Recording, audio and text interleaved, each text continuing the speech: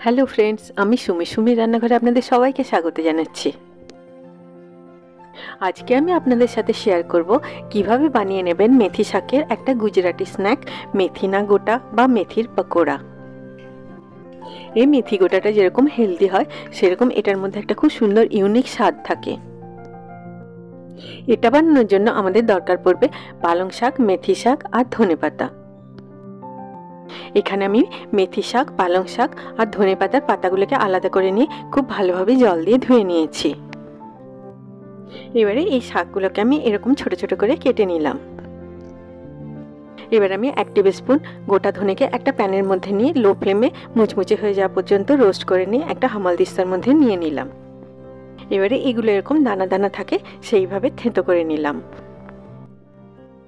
এবার আমি একটা মিক্সিং বোলের উপরে এইভাবে একটা ছাঁকনি রেখে তার মধ্যে 1 আর হাফ কাপ ছোলার বেসন দিয়ে দিলাম। আর দিয়ে দিলাম 1/8 টিস্পুন বেকিং সোডা। এবার আমি বেসনটাকে খুব ভালোভাবে সিফট করে নিলাম। এইভাবে বেসন আর বেকিং সোডাটাকে সিফট করে নিলে মেথি গোটাগুলো খুব ক্রাঞ্চি আর ফ্লাফি হবে। 1 টিস্পুন জোয়ানকে হাতে নিয়ে অল্প ক্রাশ করে নিয়ে এর মধ্যে আমি দিয়ে দিলাম দানা দানা করে থেতো করা রোস্টেড ধনে আর 1 পিঞ্চ হিং। দিয়ে দিলাম স্বাদ মতো নুন। এবার আমি সব শুকনো উপকরণগুলোকে খুব ভালোভাবে মিশিয়ে নিলাম। এবার আমি এর মধ্যে অল্প অল্প করে জল মিশিয়ে রুটির আটা যেরকম মাখা হয় সেই রকম একটা ডো বানিয়ে নিচ্ছি। এই বেসনের আপনারা এরকম টাইট ডো তৈরি করবেন, কারণ এর মধ্যে যখন মেথি শাক, পালং শাক আর ধনেপাতা দেওয়া হবে তখন এগুলো ন্যাচারালি জল রিলিজ করলে বেসনটা পাতলা হয়ে যাবে। দেখুন, বেসনের একটা টাইট ডো তৈরি করে নিলাম। এবার আমি এর মধ্যে দিয়ে দিলাম 1 টিস্পুন গোলমরিচের গুঁড়ো আর 1 টেবিল স্পুন চিনির গুঁড়ো।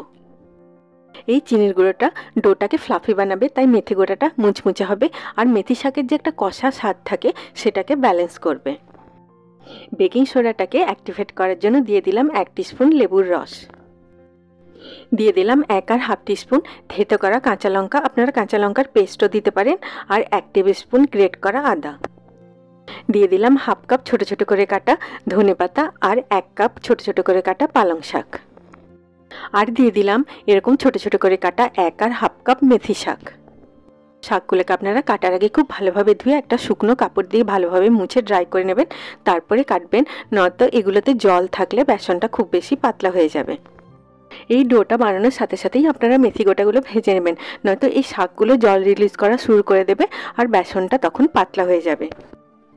আপনারা আমার চ্যানেলটিকে সাবস্ক্রাইব করতে ভুলবেন না, আর পাশে থাকা বেল আইকনটি নিশ্চয়ই প্রেস করে দেবেন, তাহলে আমি যখনই নতুন কোনো ভিডিও আপলোড করব তার নোটিফিকেশন ঠিক আপনার কাছে পৌঁছে যাবে। দেখুন, ডোটা তৈরি হয়ে গেল।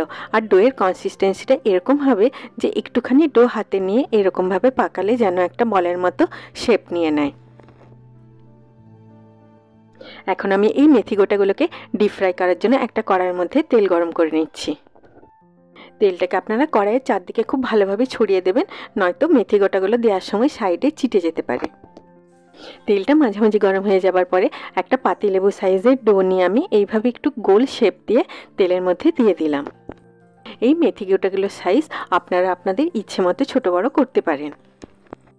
আপনারা তেলটাকে ধোঁয়া ওঠা পর্যন্ত গরম করবেন না, তাহলে মেথি গোটাগুলো দেওয়ার সাথে সাথে এগুলোর বাইরেটা ব্রাউন হয়ে যাবে কিন্তু ভেতরটা কাঁচা রয়ে যাবে।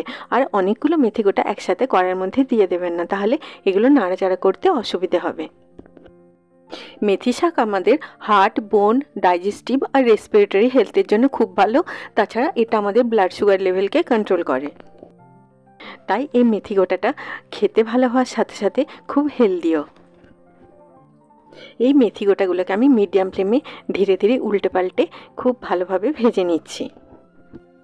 আপনারা এগুলোকে মিডিয়াম ফ্লেমে একটু ধৈর্যের সাথে ভাজবেন, নয়তো এগুলোর ভেতরটা কাঁচা রয়ে যাবে। দেখুন, মেথি গোটাগুলোতে খুব সুন্দর একটা গোল্ডেন ব্রাউন কালার চলে এসেছে আর এগুলো খুব মুচমুচেও হয়েছে। এবারে এগুলোকে আমি তেল থেকে তুলে এক্সট্রা তেলটা ঝরিয়ে নিয়ে একটা প্লেটের উপরে রাখা পেপার টাইলের উপরে রেখে নিচ্ছি। আমার এই ভিডিওটি যদি আপনাদের ভালো লাগে আপনারা নিশ্চয়ই লাইক করবেন। আপনাদের এক একটা লাইক আমার কাছে অনেক বেশি মূল্যবান। আপনারা নিশ্চয়ই দেখেই বুঝতে পারছেন যে এই মেথি গোটাগুলোর বাইরেটা কতটা ক্রাঞ্চি হয়েছে আর ভেতরটা ঠিক ততটাই নরম হয়। এই একইভাবে আমি সব মেথি গোটাগুলোকে ভেজে নিলাম। এটাকে আপনারা বাড়ির ছোট বড় সবাইকে একটা হেলদি স্ন্যাক হিসেবে দিতে পারেন। বাজারে এখন প্রচুর পরিমাণে মেথি শাক পাওয়া যাচ্ছে, তাই আপনারা নিশ্চয়ই বাড়িতে একবার এইভাবে মেথি গোটা বানিয়ে নিন। সবাই খুব ভালো থাকবেন। আবার আপনাদের সাথে আমার দেখা হবে আমার নেক্সট ভিডিওতে। Take care.